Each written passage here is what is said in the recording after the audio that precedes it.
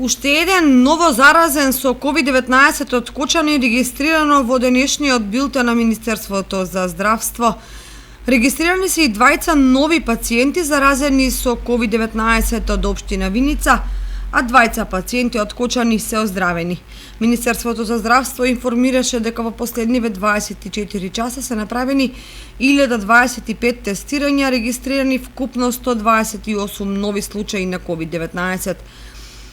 Од кои најмногу во Скопје 52, во Куманово 6, во Штип 29, во Прилеп 2, во Тетово 6, Битола 2, Кавадарци 10, Гостивар 13, Кочани 1, Пробиштип 1, Македонски Брод 3, Виница 2 и Свети Николе 1.